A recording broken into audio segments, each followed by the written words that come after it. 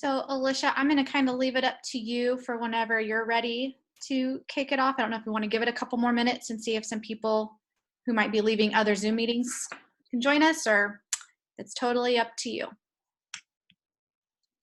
Well, I think just in the interest of respecting everybody's time, let's go ahead and get started, knowing that we're recording and we'll post later. I think a lot of us have back-to-back meetings. So thank you so much, Tana. And before we get started, I would just like to throw out a major shout out to Tana because she set up the Zoom link and has created a PowerPoint for us to just keep us structured today. And I know I'm very thankful for the work that she's put in for us this week, as well as the entire KSCA board. So hello, everybody. It's exciting. I see 56 participants here on the bottom. This is our first KSCA Zoom, so pretty exciting. And I know that many of us are becoming quite the Zoom experts, especially this week. So thanks for joining us. My name's Alicia Jackson. I'm the KSCA president for this year. I work in the Olathe School District and have been a school counselor for 15 years. Right now I get to work with all the school counselors in Olathe. So not in a building this year, but excited to get to work with everybody. And if it's okay, if the board members that are on, if you would unmute your mics and introduce yourselves so that we can put some faces to names and go from there.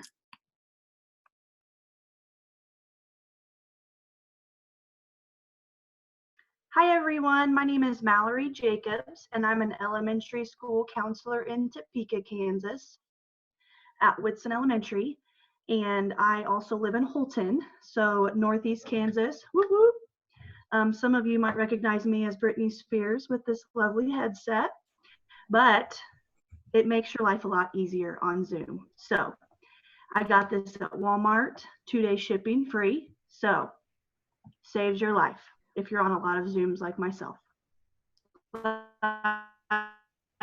You guys are all here. I'm Judy Huey, counselor educator at Kansas State, past president. Love that word, past. Thank you so much for being present today. I just want to reiterate what Alicia said. Tana, Alicia, Mallory, Lindsay, they have all done, Melanie, they have done just yeoman's work in putting this together, plus the other resources and everything that they have done the last couple of weeks to try to make this easier for counselors in Kansas. And I know that we all just say thank you, thank you, thank you.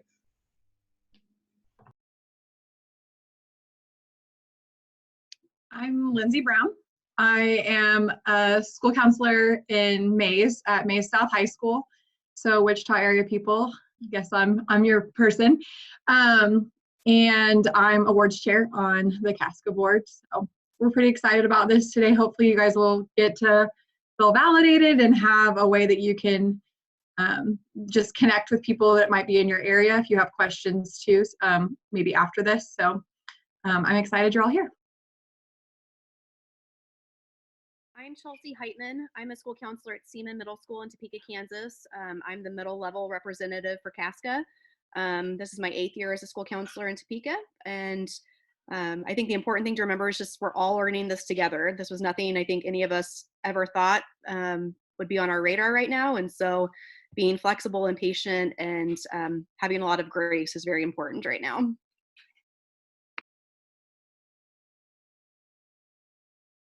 Hi everyone, I'm Melanie Scott. I'm a high school counselor in Dodge City, Kansas. So all those Southwest Kansas people on there, how you doing? It's good to see you on here. If you have any questions, hi, just Melanie. let me know. Hi. It's good to see everybody. I'm Jean Ryan. I'm a school counselor at French Middle School in Topeka, and I'm just a member of the board and have enjoyed it so far and I'm learning a lot myself.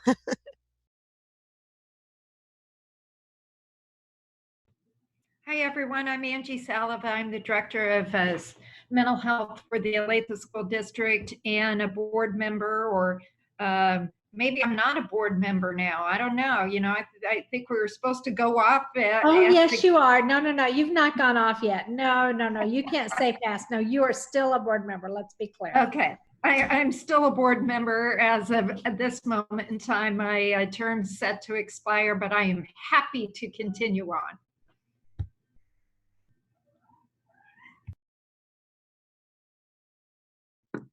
All right. You guys have seen me popping in and out. I'm Tana Arnold. I serve as the treasurer currently for the KSCA board. I'm also a past school counselor. I am a PhD student in the counselor education and supervision program. So just kind of got my fingers in lots of different pies, trying to help everybody the best we can through this. I'm going to check the chat just really quick. Oh, and Kent's here. He's a wonderful person. Kent, introduce yourself, please.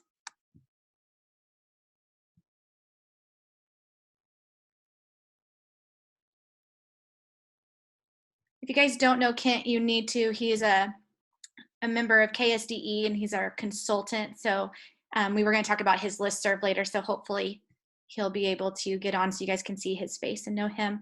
But we're going to go ahead and move on so that we can keep our time and keep all of that respected. Moving on to some frequently asked questions through social media, Facebook, just conversations that we've been having. We know that there's been a lot of questions. So Chelsea, Melanie, Mallory, Lindsay, they were working on some of these frequently asked questions. So we're just going to kind of roll through those and I'm going to let them jump in and talk about them. Here was one of our first ones. Hi guys, Mallory here again. Hey, we have been using at our level Google Voice to call families instead of using our personal cell phone numbers. This has been a huge saving grace. And it is very easy to use. You just have to have a Gmail account. And it's an app that you download on your phone. You can do it on the computer, but I find it a lot easier on my phone. And you can set up your own at-home office number using the same area code where you are.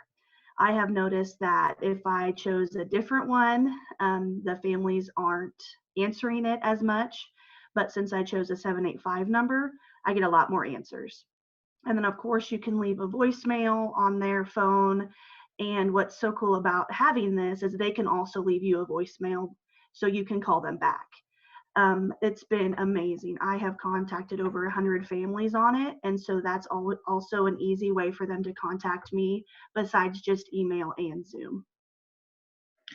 I think something to point out before we get into all the frequently asked questions is that your district level will also have certain requirements of you and certain procedures and policies in place.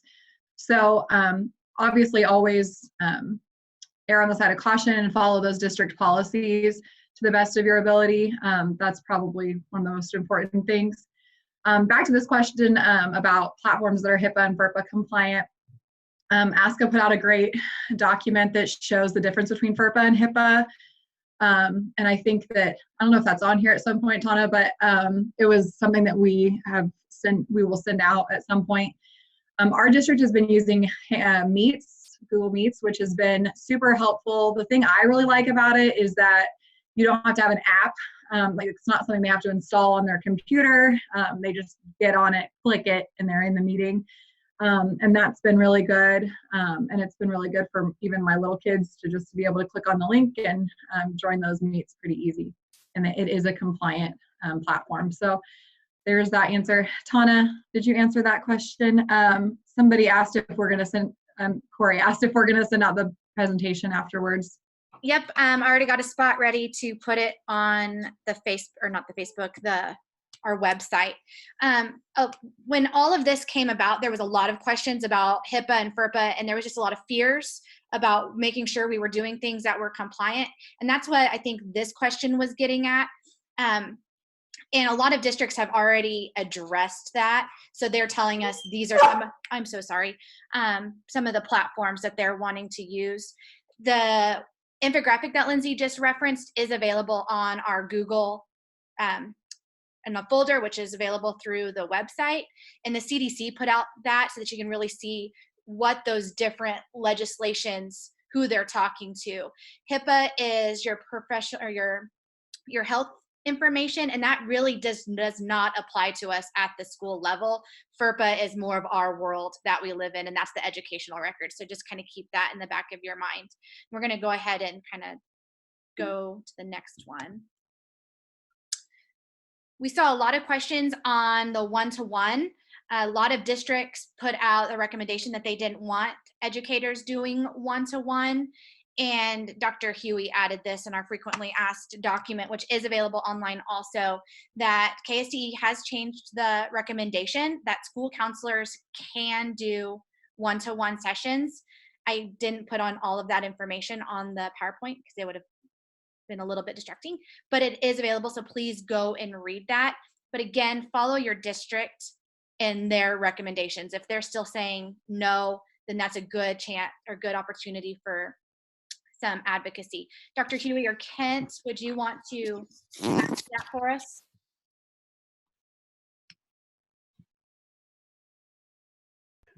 Kent, I don't know if Kent is, if he's unmuted, but I would just recommend that you check the distance learning document regularly because it is dynamic. It changes. Perhaps not daily, but it seems like it changes daily. So I would recommend that you check it regularly. Kent is wonderful about trying to keep us updated, but he's been given guidance too that he can only send out content on the listserv, I think, twice a week. And the purpose of that is just to keep us from being overwhelmed with information. And we all know how many emails we're receiving and how many resources. I mean, it can be overwhelming, I think. So the department is just trying to be cautious to make sure that we're not overwhelmed with too much, that we're not then reading what it is that we are receiving. But it is, I think, a comfort to know that the department says that it is fine for us to meet with our students in a one-on-one situation, but absolutely check with your district and having a plan. And I think that's what's key. We want to communicate with administrators and have a plan that's consistent with whatever that your administration is wanting and the goals and mission of your administration. And if in fact you believe that is not in the best interest of your students and your counseling program, it is an excellent opportunity for advocacy and to educate and advocate. You've heard me say that repeatedly. Educate and advocate. I see this whole crisis situation truly as an opportunity for us with administrators, our community, and parents as a wonderful opportunity for us.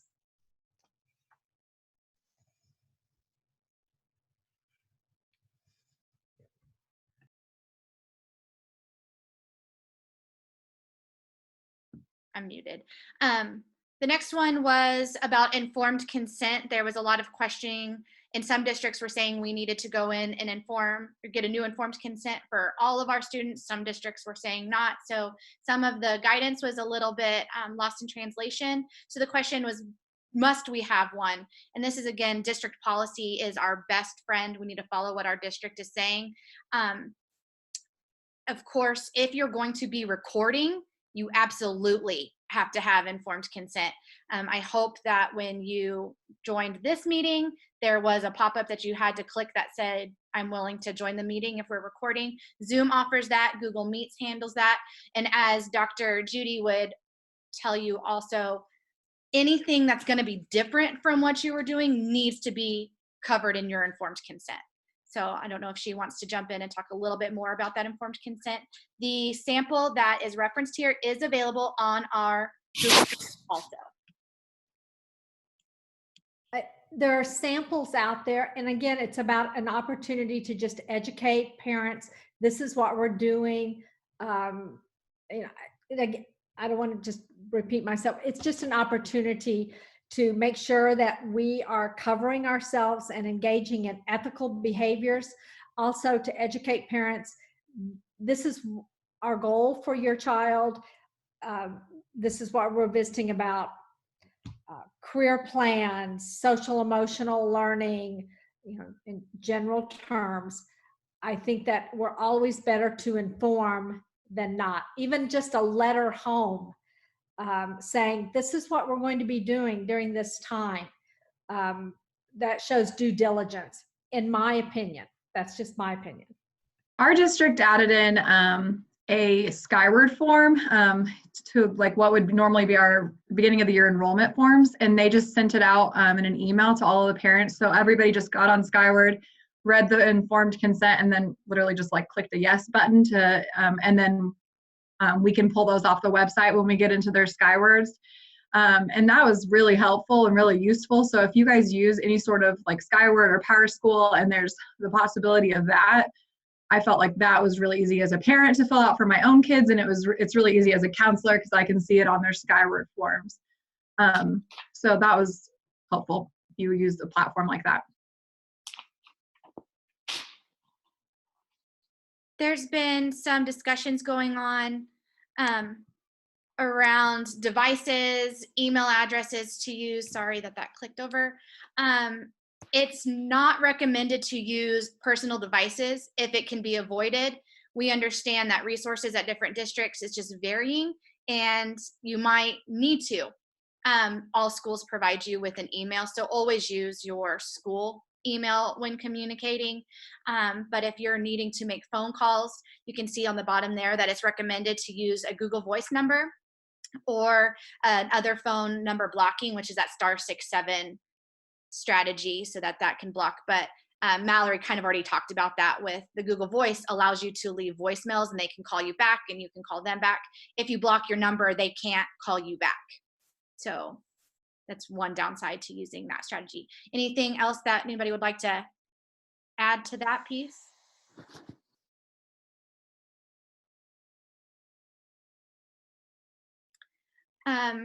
Moving on to the insurance and telecounseling, ASCA did come out and say that if you are an ASCA member, an American School Counselor Association member, their insurance that is provided as part of their membership does cover telecounseling if it is a part of your school counseling responsibilities. Hi, Kinley.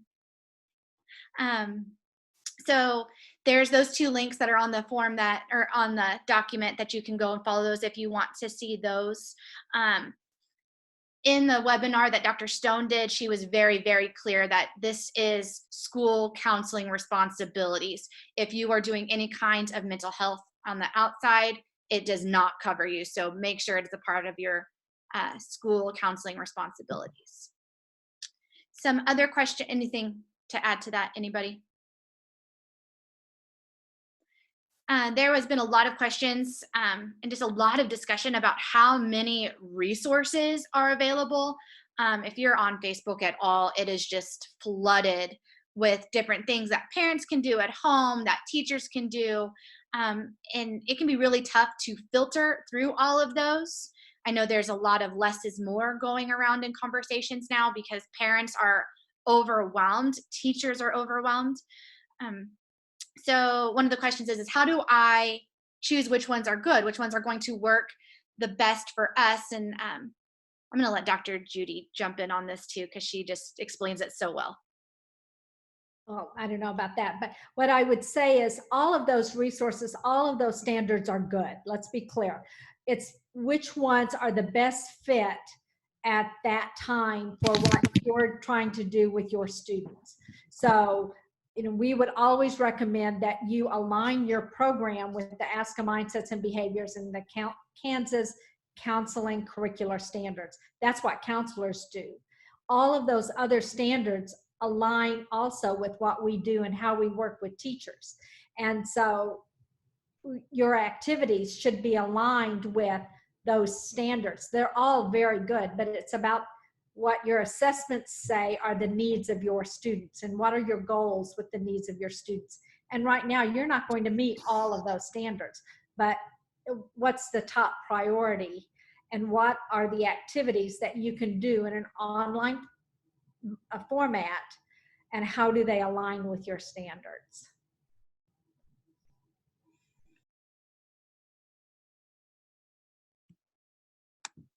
Thank you.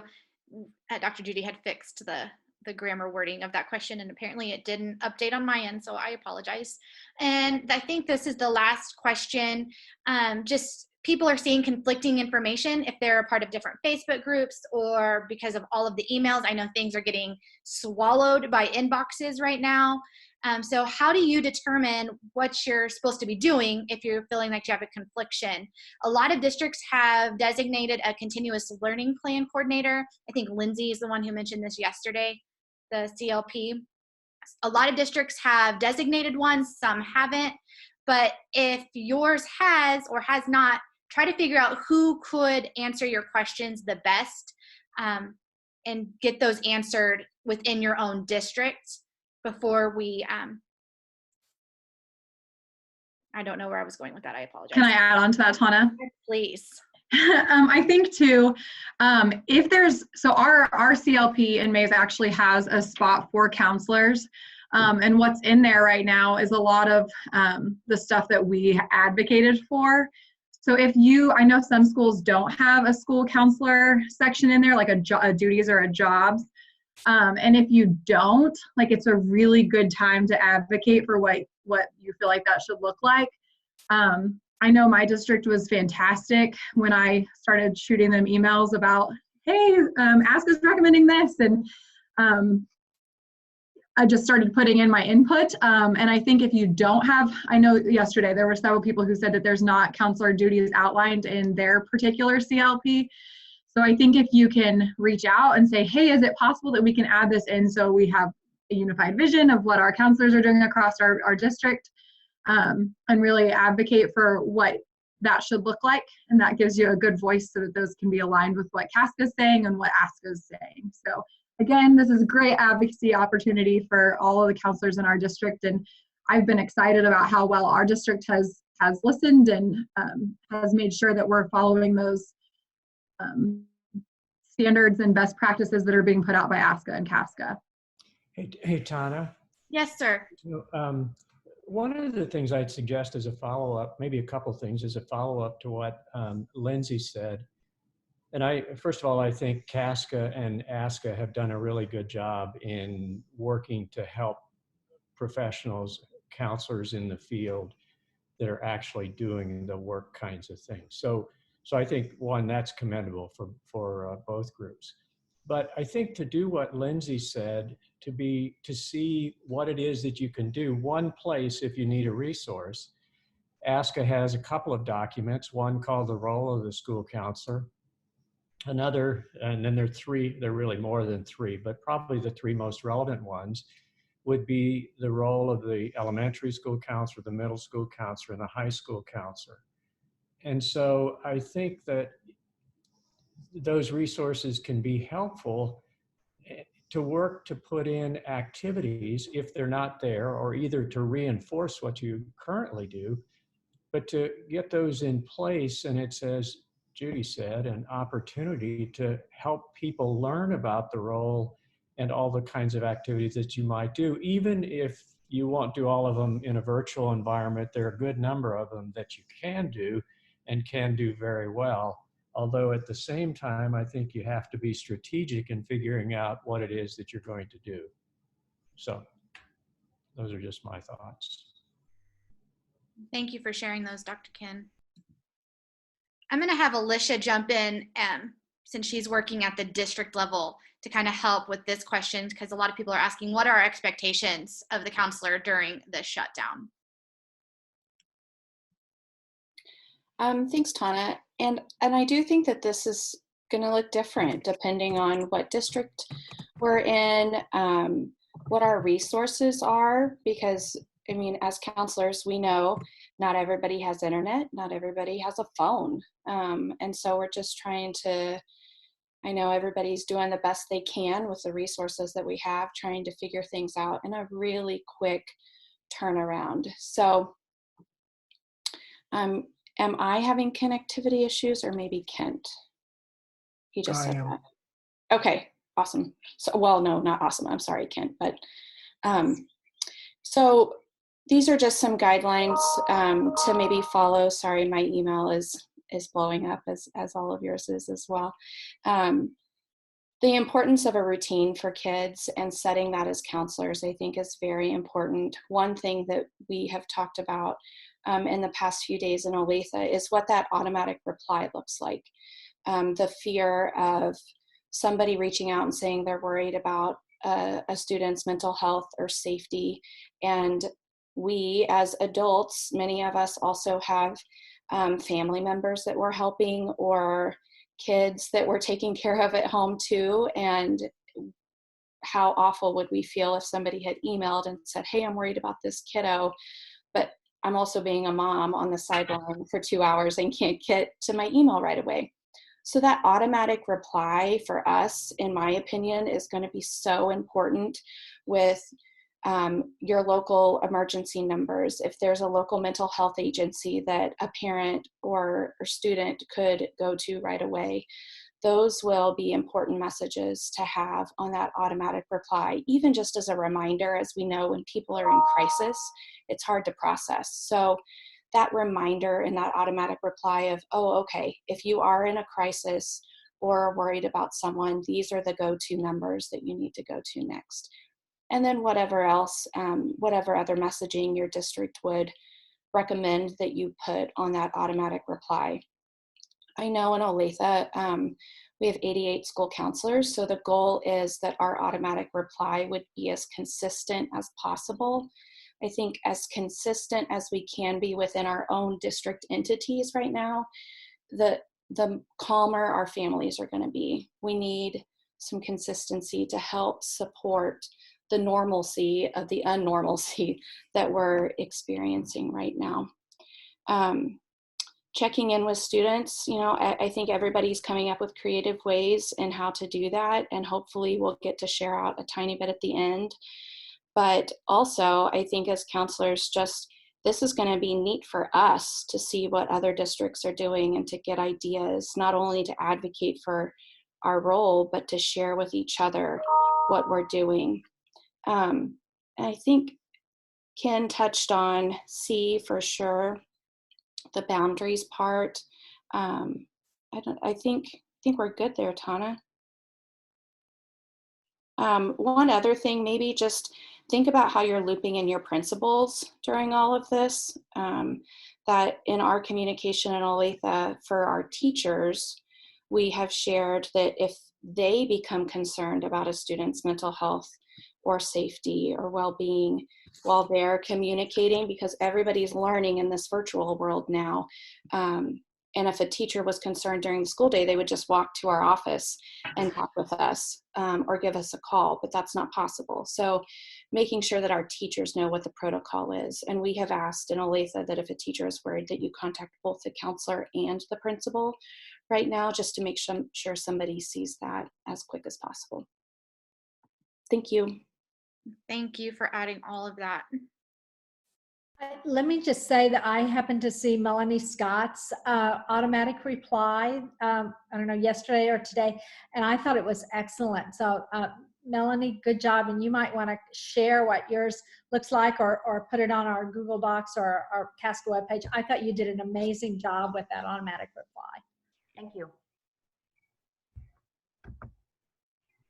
All right, just moving on, because I know we had a lot of people came with questions and we want to leave enough time to get to those.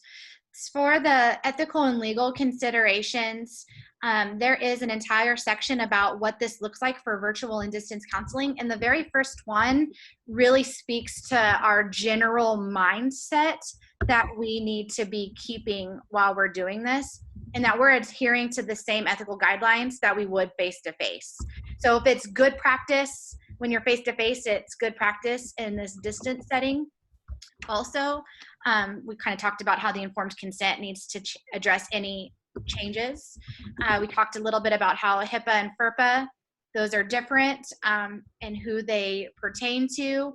The FERPA, the U.S. Department of Education, they have an entire section of their website now that's devoted to what this means for distance setting, and the helpful infographic that the CDC put out to break those apart.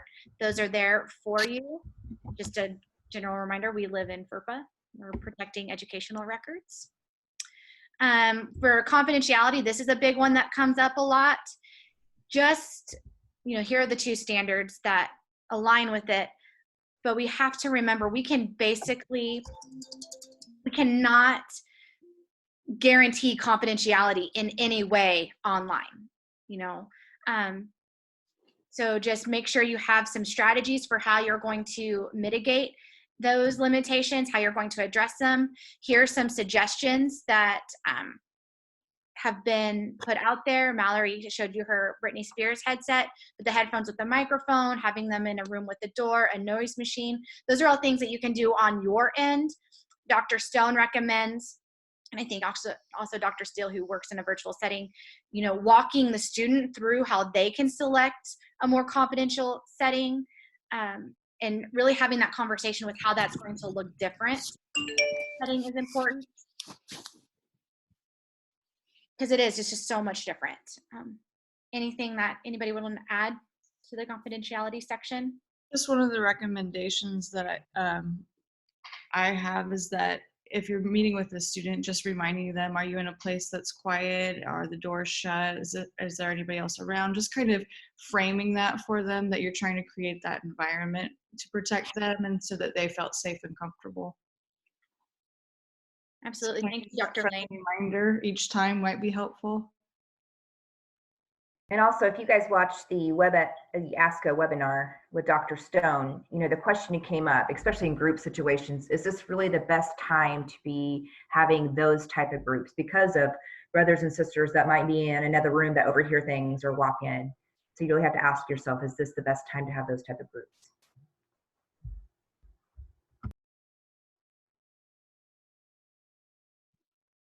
Wonderful. Thank you, Melanie.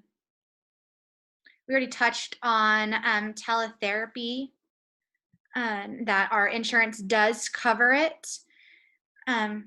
It's important and a best practice right now that you're updating your referrals, that your referral references to the people that you would refer out to. That as school counselors, we don't provide ongoing therapy, but Dr. Judy has a little caveat she likes to add to this also, so I'm going to have her jump in here.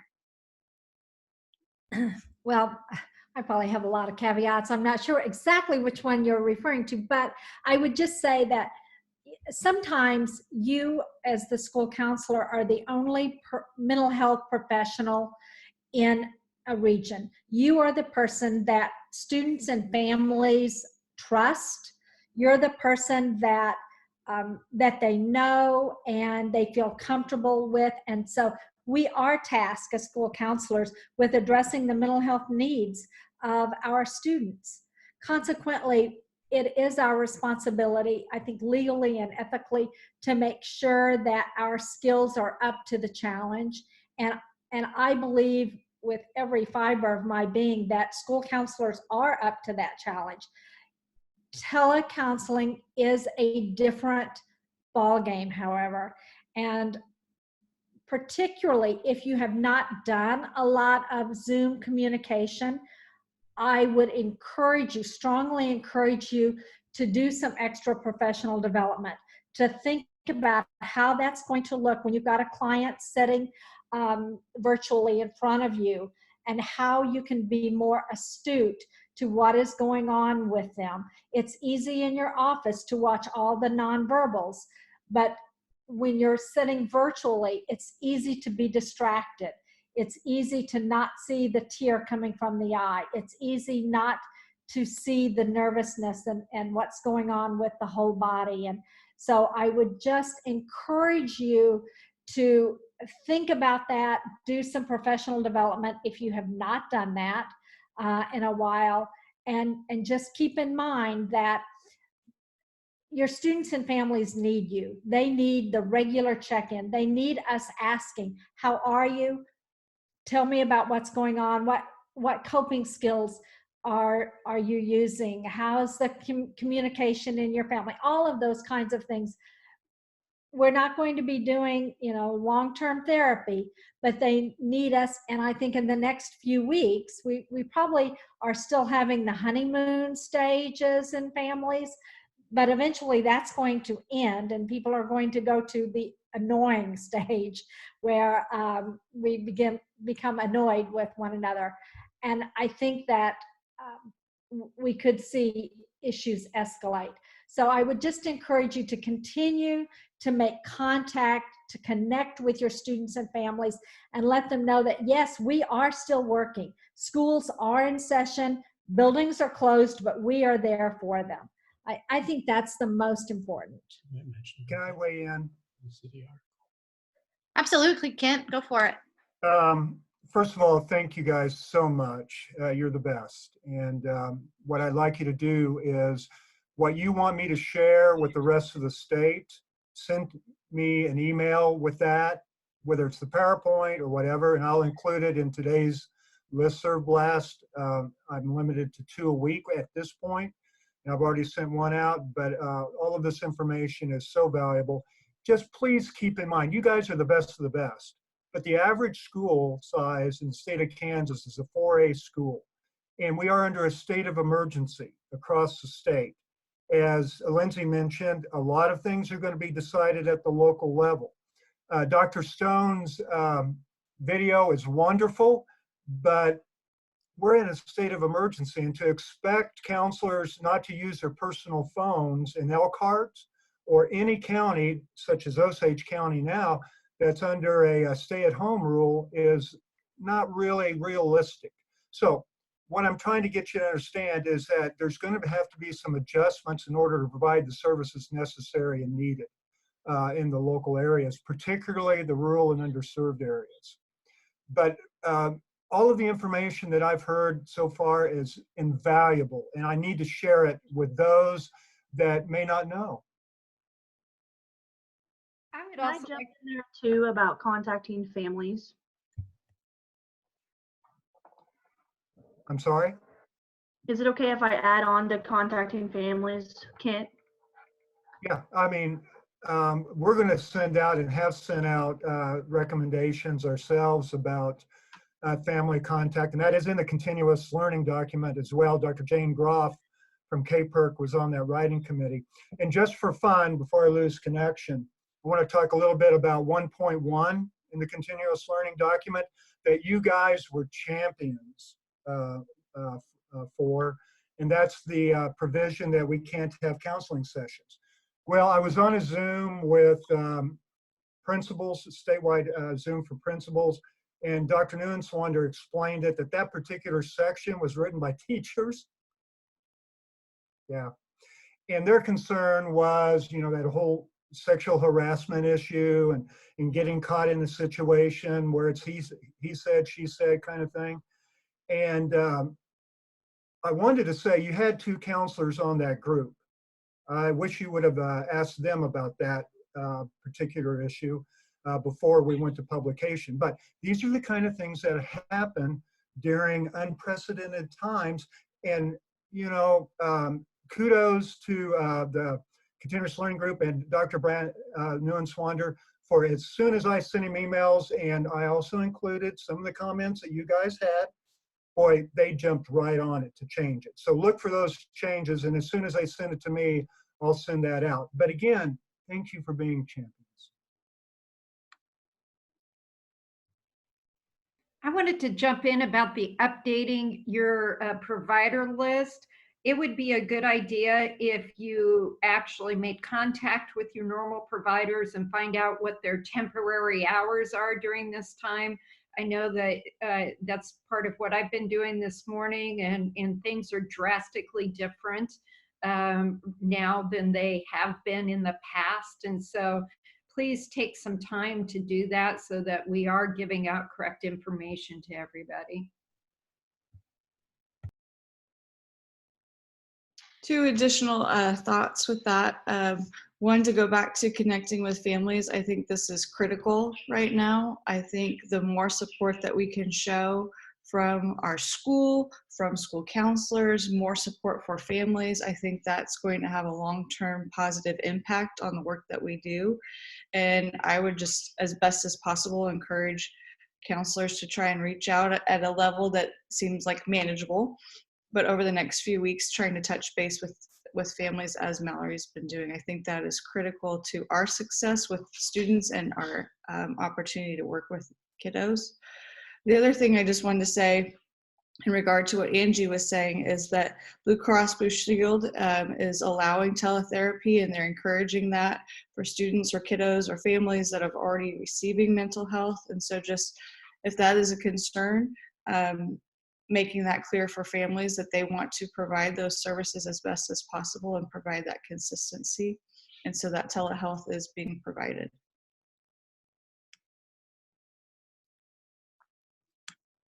From outside providers. I want to make that clear, from outside providers. Mallory, did you have anything you wanted to add to that? I think that Kent and Dr. Lane covered it, but like I said, I have made several phone calls using my Google Voice, and the parents are so happy, and so are the kids, just to hear your voice and just to know that you're still here, whether it's through a screen, a phone, or in person. So I think reaching out as much as you can at this point would be really Wonderful, thank you. We've already talked a lot about a lot of these best practices, so we're just gonna kind of fly through them so we can get to some questions. Set office hours, make sure that those are posted on your website, they're in your email signature, and that you're abiding by them. We don't wanna be responding to emails at 11, so then people can expect that. It's just a dangerous precedent in this time. Set clear boundaries, maintain your professional distance, make sure that there is 24/7 resources available very clearly on your website so parents can go to those.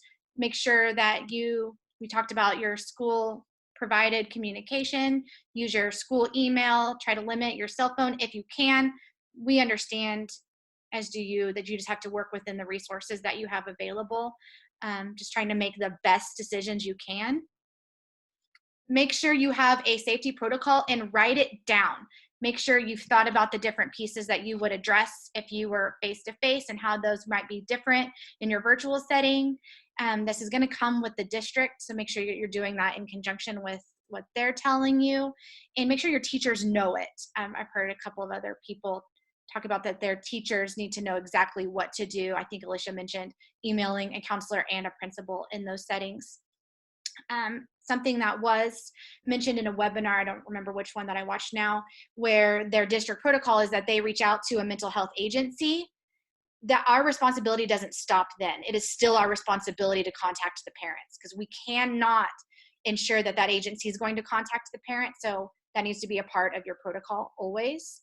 In all of your communication, make sure you're keeping FERPA in the forefront of your mind. If it's in an email and you can identify the student, it's now a part of their educational record. So anything you write down, you have to be okay with your parents reading. So just, it kind of needs to be that lens that you're operating from. Don't go rogue, follow your district policy. If there needs to be changes, this is a great opportunity for advocacy. All of you have all of those skills that you need, but don't just shoot off and do your own thing because you disagree. Make sure you're having those conversations with your administrators. And we already talked about the confidentiality. And I'm just going to really quickly check the chat to see if there's something. I know I was going through that really fast because I'm trying to respect our time. We have about 15 minutes left, and I know a lot of you came with questions. And on this PowerPoint, there is our website where we're keeping all of the resources, even the things that are getting put on the Facebook page. I will go and either create a document that you guys can find in our Google. In this link right here, this is for if you have a burning question that doesn't get answered today and you really want someone to reach out to you, fill out this form and somebody will be in contact with you. Or if you're just feeling like you're drowning and you need somebody to call so that you can talk and receive support, please use it for that too. Somebody will reach out to you. So with that, I really want to open it up to some questions.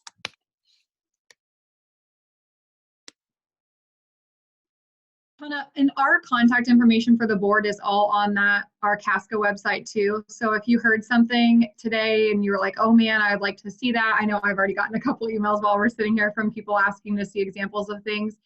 If you need those, all of our contact information is on the KSCA website. So feel free to reach out to any of us too.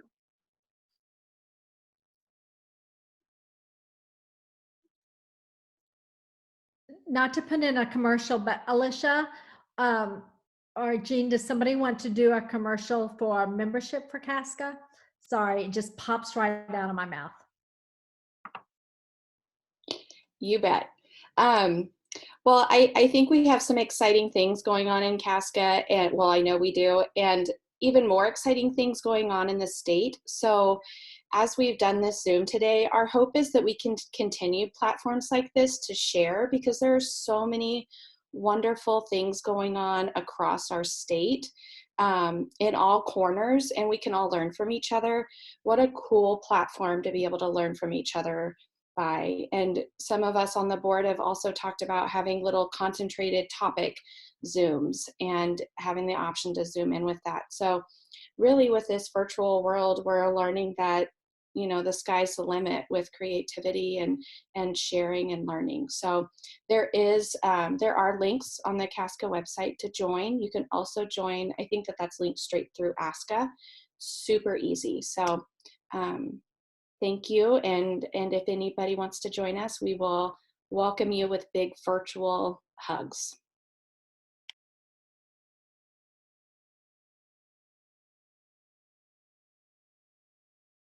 Sorry, I'm muted. This is our KSCA website that we are working. There's the link that Alicia just mentioned, that become a member button, and all sorts of resources. Here's where we'll put the recording of today's webinar and some of those documents that we've been talking about.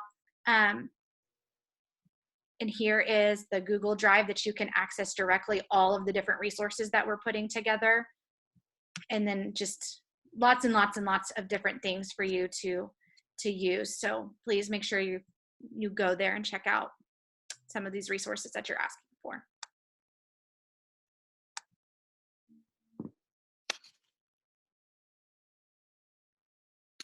You know, one of the great things about this is I get to place names with faces now. How wonderful is that?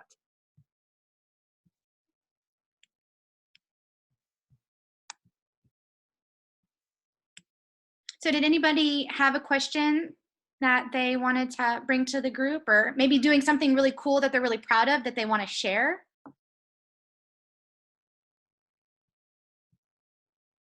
Hey, one thing I'd mention, it's not what I did because I'm not all that creative. But I think, and I'm sure a number of you have done this. I know I saw one from Hannah Kimball this morning that was on Facebook, activity. And then also Mallory has done probably a number of them that I think the one about washing the hands and reading the book, a counseling activity for the kids at Whitson. But I will tell you, I've shared it with at least a number of people, parents included. So I think there's some really good examples to use out there. Plus, I think, Mallory, you also did some like morning welcome things of a minute or so. So you might mention those. See, I've got Mal's video on the website. So as she continues to put those out, we'll continue to add them there so everybody can access them. She's awesome. Thanks, guys. It has been super fun. I've been telling people that it's kind of feels like an interactive kids show that you have to ask a question and then kind of wait for the answer. It's super fun. And yeah, feel free to follow Facebook. Tana, thank you for putting the video up. I'll be putting one up every week, so you can see those. It'll be fun.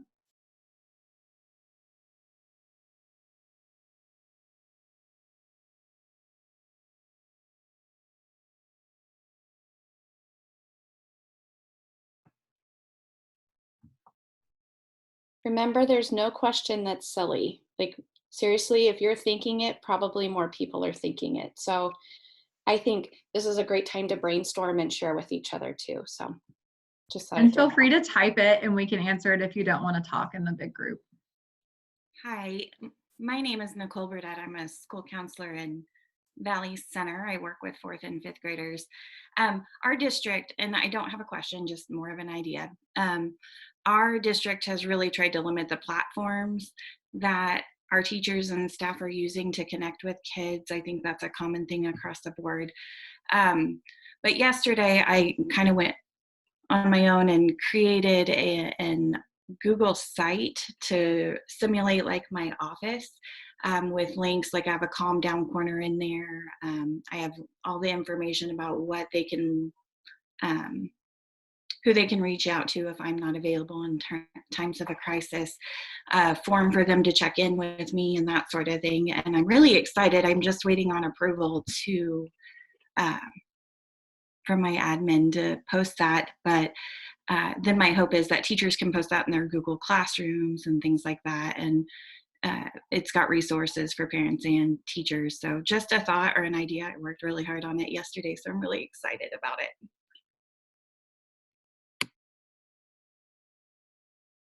Wonderful. Thank you for sharing, Nicole. Kent, there was a question.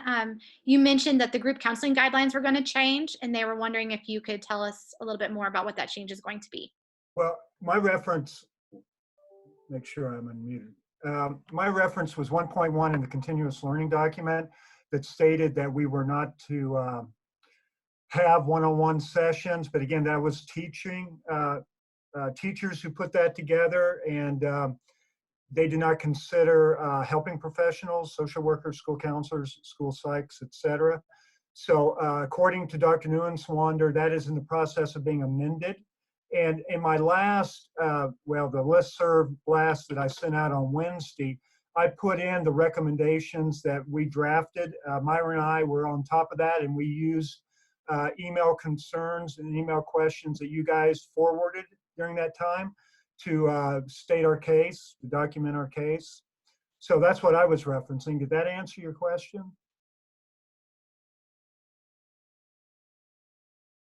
Yeah, Beth said it did. Okay. Dr. Excuse me. Like I said, send me what you want to include in today's blast, and I will send it out. Now, I've got a little bit of a problem in that if you looked at my last one, there were just a bunch of links and they were all great resources, but I'm afraid that counselors and well, educators right now don't have a lot of time to dive deep into a web page. So if there are specific topics, send me the specific links and I will include that in the listserv blast. Now, the blast itself is going to be pretty lengthy, and I'll put a caution at the very beginning of that, but I'm really pleased, and it's a blessing that so many people across the state are utilizing the resources that not only we're sending out, but now you will be sending out as well.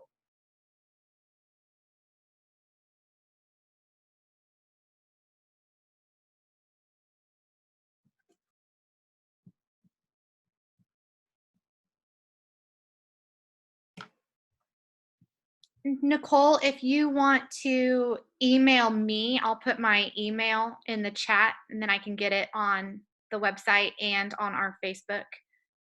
It's probably the easiest way to get it out to everybody right away.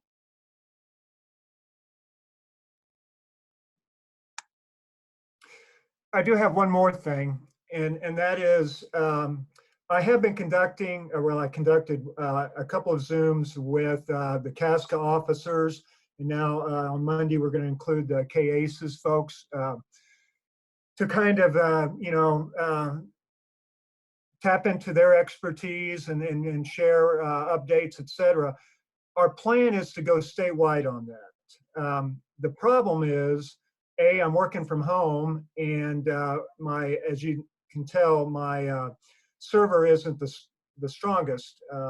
And the other thing is that we only have a 500 limit on our Zoom accounts.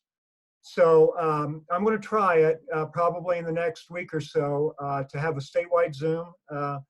I might also consider having office hours. I know Don Gifford, our social studies consultant, has established office hours via Zoom. Those are the kind of things that we're working on to stay connected for the long haul.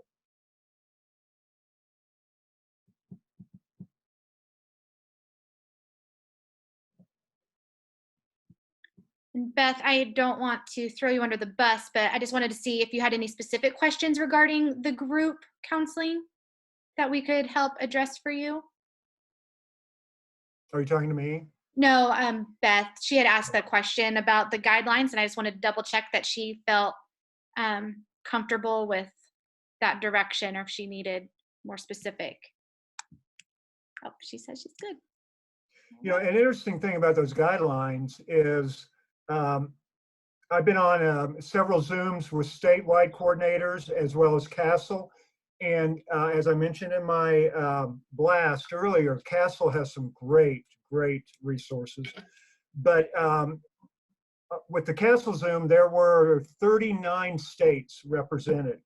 And it's easy for me to calculate that we're in the top 10% relative to where we are in terms of the virus and the epidemic or in the pandemic.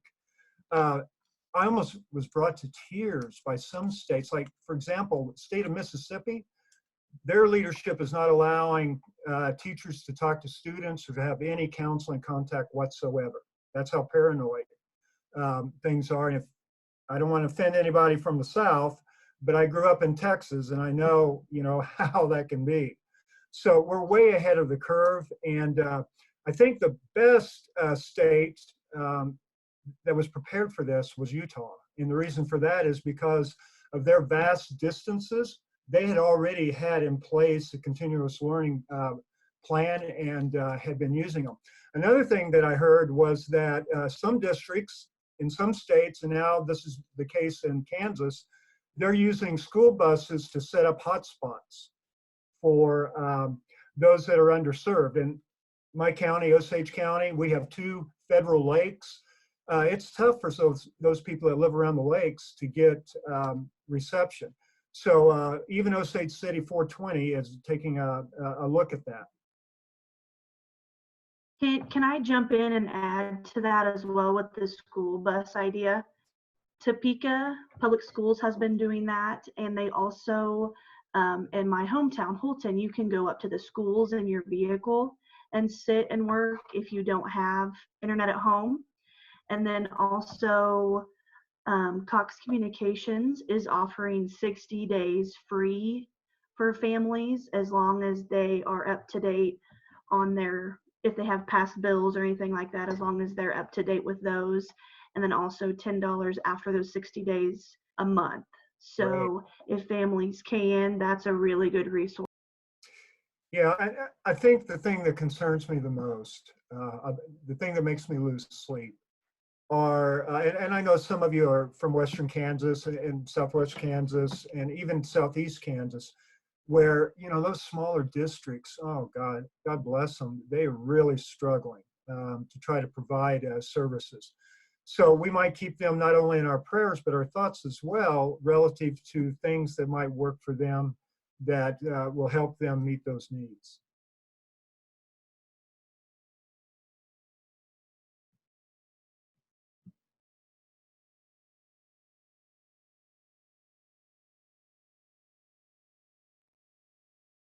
All right. Well, Stephanie did ask a question, so I'm going to go ahead and just ask it to the group. We'll address it, and then we'll wrap up. If you have other questions that pop up, please feel free to use that Google form that was created to send out our questions, because like Alicia said, I'm sure other people are thinking of the same thing.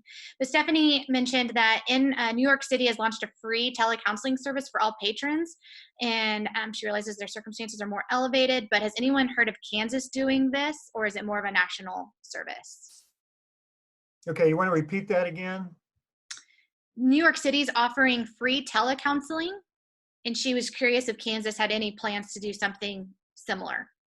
No, the only thing that I've heard about, and that's mental health, that's not necessarily school counseling, right? Okay. The only thing that I've heard, and I'll have Myron on my Zoom on Monday, the only thing that I've heard of is what I think Jessica mentioned. Blue Cross Blue Shield is supporting continuation of those services. And KVC remains open for Tier 3 kids. And DCF, as you guys know, has gone to an online reporting. That's another thing that'll make you lose sleep at night, is we had issues with child sexual abuse before all of this. And now people are you know, being confined in environments that may not be very healthy. But those are the only things that I've heard so far, but we'll definitely do some research on that. I'm not aware of the counseling, but I think, Kent, what you mentioned is a really good point about abuse or number of kind of issues going on. There was an article in yesterday's Star, Kansas City Star, about that in Missouri. And as I remember the article, their hotline calls were down 50% from before to now, before the coronavirus to now. And I don't think that has anything to do with the number of abuse related cases, and the article kind of referred to that. And what Kent said, I think there probably is more, but there are few mandated reporters that there aren't fewer mandated reporters. There are fewer mandated reporters seeing the kind of things that would lead to reports, probably because they're working online or in their home or virtually or whatever. So I agree with Bad you. actors are going underground.